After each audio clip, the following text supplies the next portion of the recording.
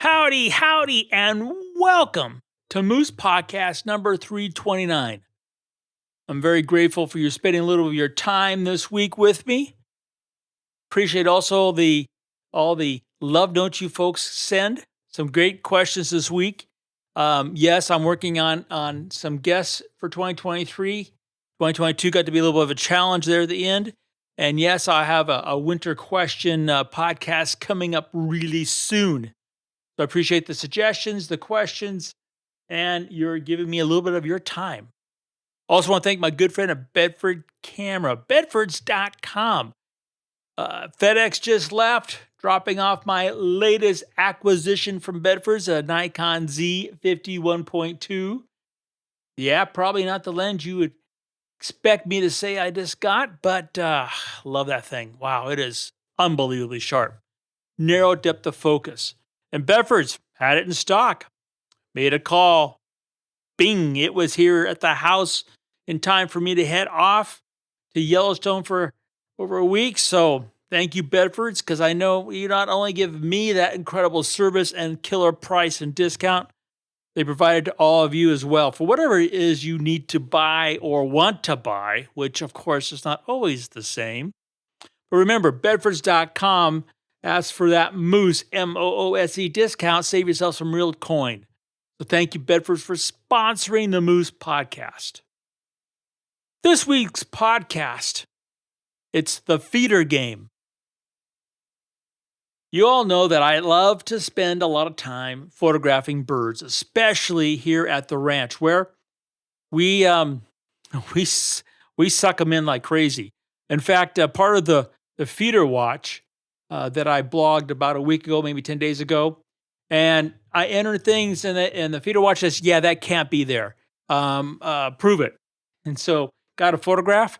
And just so happens, I do have a photograph of the northern goshawk, which they say shouldn't be here. Or sometimes the 21 red-shafted flickers that are here, which are just, sucked in. I mean, Sharon and I spent hours and hours when we're here at the ranch watching our birds every day, seeing what they do, where they go, and just simply enjoying their presence and the challenge of trying to understand what it is, they have to do to survive. Well, in that process, of course, the camera comes out, right? I mean, heck, can't just let it go by. I have a number of articles in the works based on photographs and the birds right here at the ranch. So, hence today's podcast, the feeder game. Now, in the past, I've talked about this in some different ways. For example, I don't really want the photograph of them on the feeder. I do at times based on if it's somebody I'm doing a product shot and the feeder is really the subject, the bird is not. But generally, I want to photograph those birds coming into and leaving the feeder. So that's where the perch comes in. Now, just to go over those kind of basics. First, you want to place that perch so it's in their line of travel.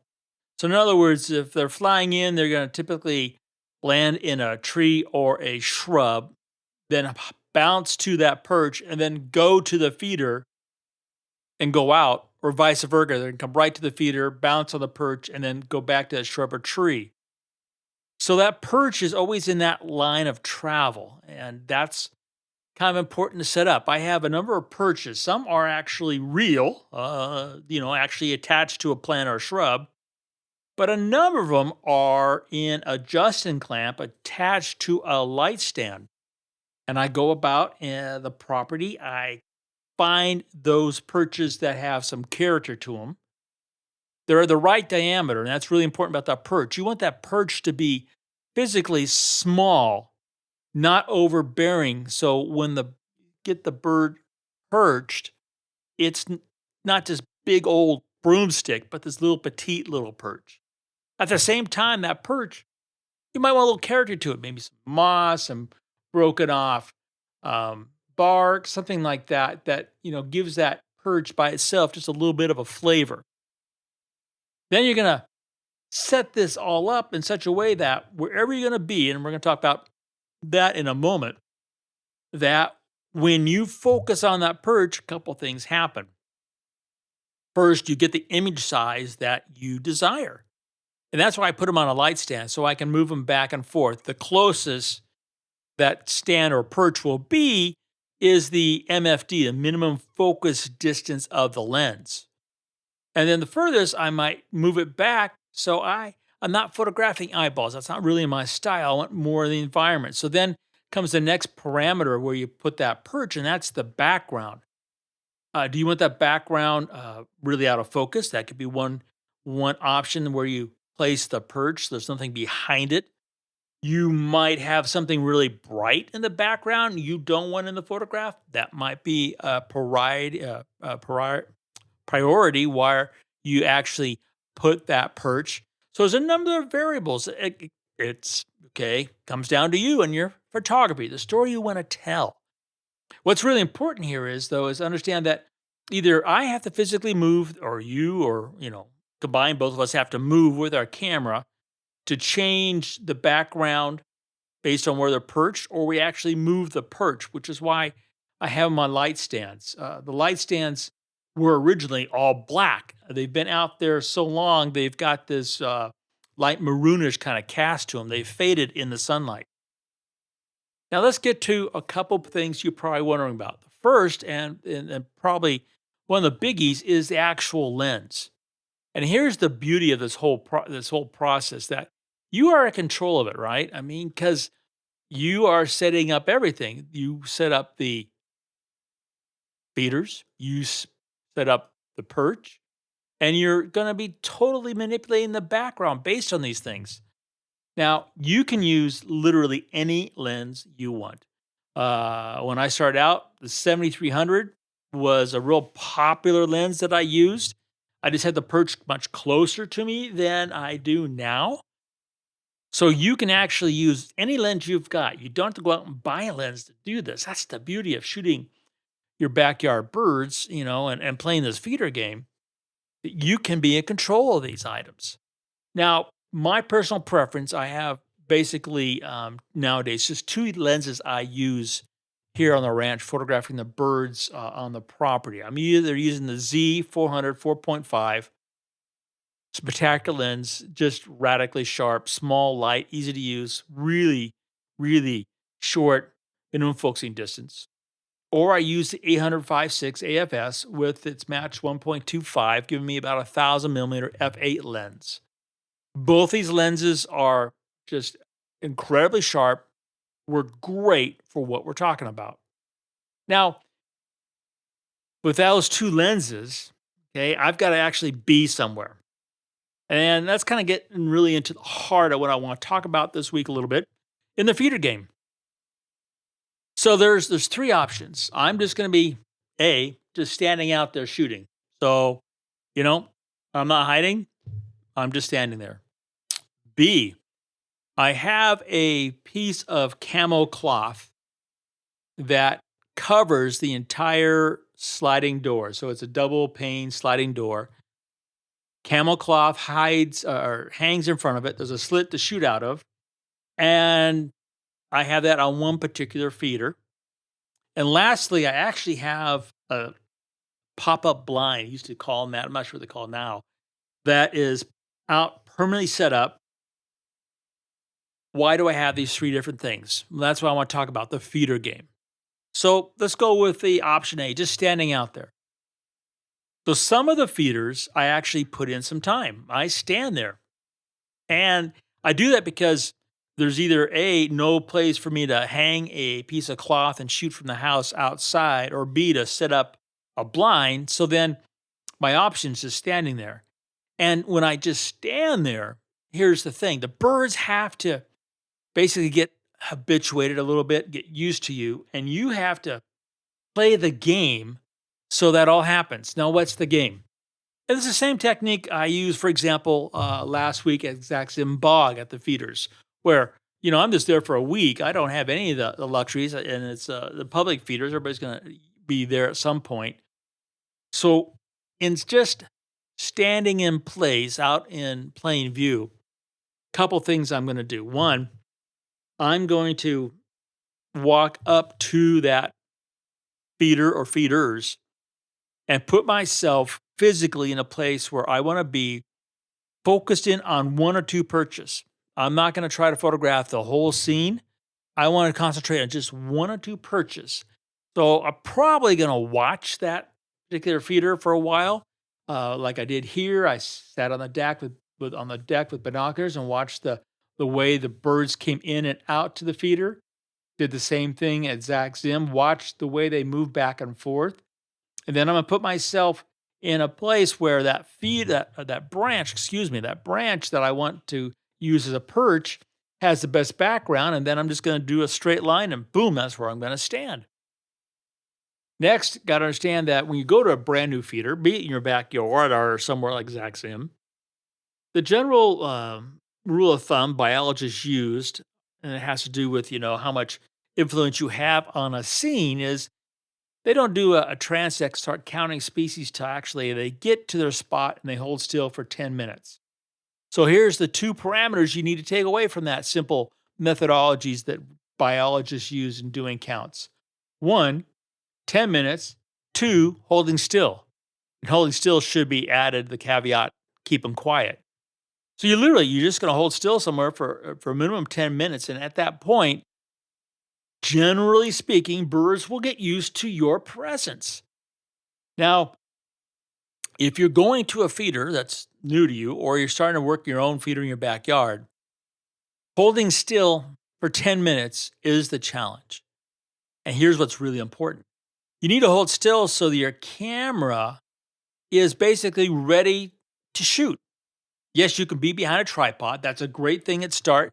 So, it's easy to hold hang your arms and hands on that tripod. The camera's right there.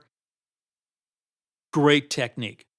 I'm not a big tripod fan, so I tend to have my arms half bent so the camera and lens is against my chest below my chin. And then when I'm ready to shoot, I slowly, this is important, slowly bring the camera up to my eye. I don't do it in a hurry. I slowly bring it up. And that's why I call it the feeder game. You know when you've done it right or wrong by how many clicks you get or don't get. So it's a game that you kind of have to take a little time at. And time is really the important part of every aspect of photography, right?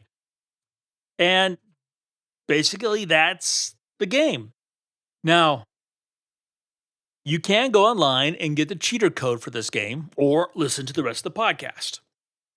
Because the other two options I mentioned are kind of, you could say, cheat codes. And what we're doing by hanging that piece of camel cloth at the window and shooting out the house or putting up that blind is we are basically cheating the fact that we're trying to mask our movement. I don't think for a second we're fooling any bird when we have a camera out there that we're not there. I have never seen any anecdotal evidence or anything otherwise that the birds, okay, are fooled. What we're trying to do is basically put them at ease by masking all of our movement. And the cloth at in my case, the double sliding door is to mask my movement and especially my feet. Birds are going to always be looking at the ground because that's where predators come from. Most of the time, here at the ranch, they look mostly up because we now have besides the sharp-shinned and the Coopers, we now got the goshawk that's been thinning out the mourning dove ranks very effectively. So thank you, Mrs. Goshawk, I should say. I think it's a female. It's really a big bird, gorgeous. I've actually broke the jinx, got some shots, but we could do better. Now, I did mention that quote unquote permanent pop-up blind. It's there for a couple reasons. So we have what we call Mega. It's a cylinder platform feeder that I made in the wood shop that holds 60 pounds of seed at a time. So it's a big boy. That's why we call it Mega, because it's holding 60 pounds of seed. And it can have on the platform, the most we had is 11 flickers on the platform at one time eating. Around Mega is a kind of a waist high little fence that keeps the white-tailed deer from getting in there.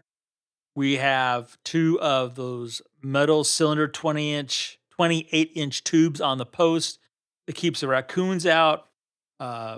Red, our squirrel, we let him go wherever he wants because it's so much fun to watch Maggie get so upset and excited to trying to catch Red and never can. That entertainment factor, as far as we're concerned, is worth any seed he happens to eat. And around the mega feeder, I have not one but four very long branches serving as perches. And I have a fifth perch, which, well, it's a long pole that holds the trail camera that photographs the mega at night because we have flying squirrels coming in. And I'm keeping track of those with that, and they like to stand on top of that. In fact, those little devils have actually started pecking on my trail camera. I haven't figured out how to deal with that.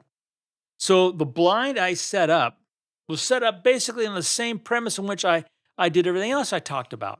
And I put the blind where, one, the light's going to be best on the purchase. So it's basically set for afternoon, evening shooting.